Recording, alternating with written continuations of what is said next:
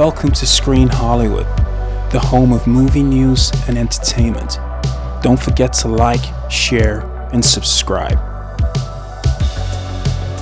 What is up, Screen Hollywood fanatics, and welcome back to the channel where we dissect the good, the bad, and the box office ugly of Hollywood. And folks, today we are talking about an absolute titan, a monster that has stomped back into theaters and is smashing records with the force of a T-Rex crashing through a visitor center. We are, of course, talking about the brand new, highly anticipated Jurassic World Rebirth. Before we start, if you're new here, help the channel and hit the like, subscribe button, and hit the notification bell so you never miss an update. Also, visit and bookmark our news publication at screenhollywood.com, where we provide all of the entertainment news first. That's right, the dinosaurs are back, and they are, well, they're here. But here's the crazy part, the paradox, the great Hollywood irony that we are witnessing in real time.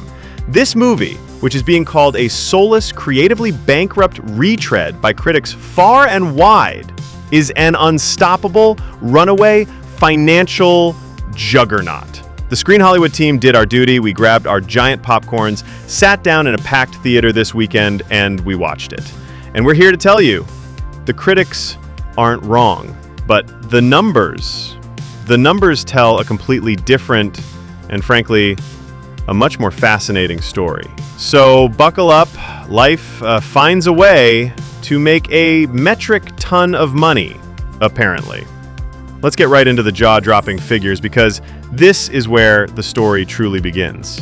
According to a massive report from Deadline, Jurassic World Rebirth has had one of the most explosive openings the studio could have ever dreamed of. We're talking pure uncut box office dominance. In just its first 2 days of global release, Rebirth has already devoured over $100 million. Let me repeat that. 2 days. Over $100 million. That is simply staggering. The film has opened to #1 in every single market it's been released in. It's an absolute global phenomenon before the first weekend is even over. Now, let's put that into perspective with its predecessors. How does this monster stack up against the other giants of the World trilogy over the same 2-day opening period? Back in 2015, the original Jurassic World, which had the benefit of being the first Jurassic movie in 14 years, came out of the gate with a colossal $110 million in its first 2 days globally. A true behemoth. Then came 2018's Fallen Kingdom. It was a bit more divisive, but the brand was strong.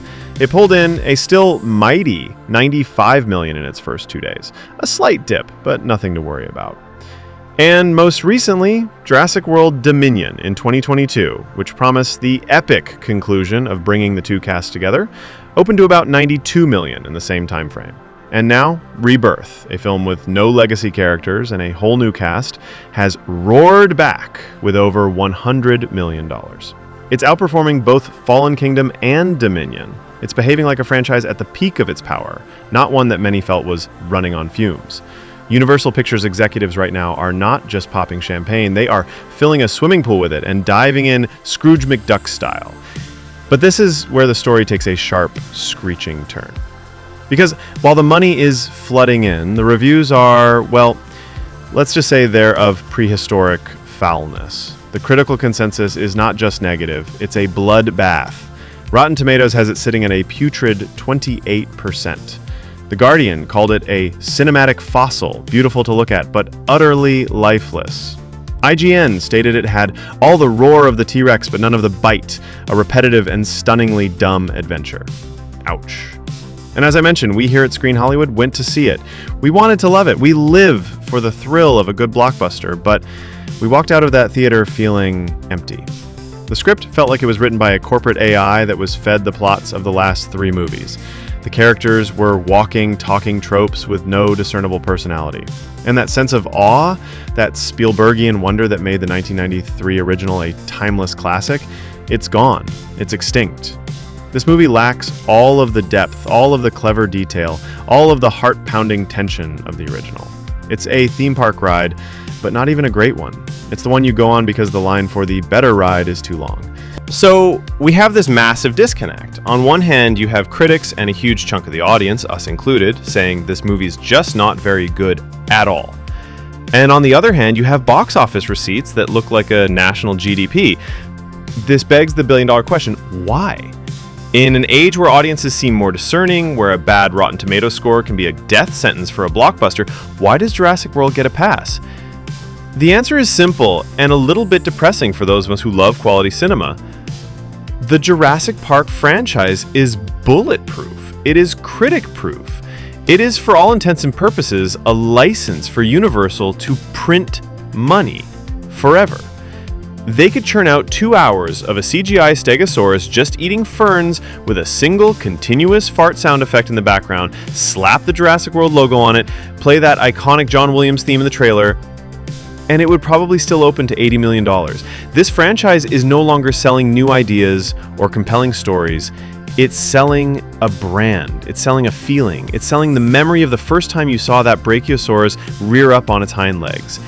It is still, 30 years later, riding on the colossal coattails of Steven Spielberg's original masterpiece. The logo, the font, the roar, that is what people are paying for. They are paying for a hit of pure, uncut nostalgia. And they are willing to forgive a mountain of sins to get it. And the executives at Universal, you think they care that their movie has a 28% on Rotten Tomatoes? Absolutely not. The established rulebook, the one that says you get punished by the box office for making a bad movie, has been torn up, thrown out, and stomped into the mud by a rampaging Allosaurus. They are not in the business of making art. They are in the business of making money. And business is booming. So what does this mean for the future? Oh, you know what it means. Get ready. Because as sure as dinosaurs once roamed the earth, we will be getting more of these. Rest assured, Jurassic World Rebirth is not the end. It's just the beginning of another trilogy. We'll probably get Jurassic World Insurgence in 2028 and Jurassic World Cataclysm in 2031. They will continue to churn these movies out for as long as we continue to pay for them. And the success of Rebirth is the ultimate proof. We will. Even if they churn out total garbage, people will still line up, buy the ticket, and watch the dinosaurs roar. It's a testament to the power of a beloved franchise. But it's also a sobering reminder that sometimes in Hollywood, quality is completely irrelevant. But that's just our take. We are dying to know what you think. Did you see Jurassic World Rebirth? Did you love it? Did you hate it?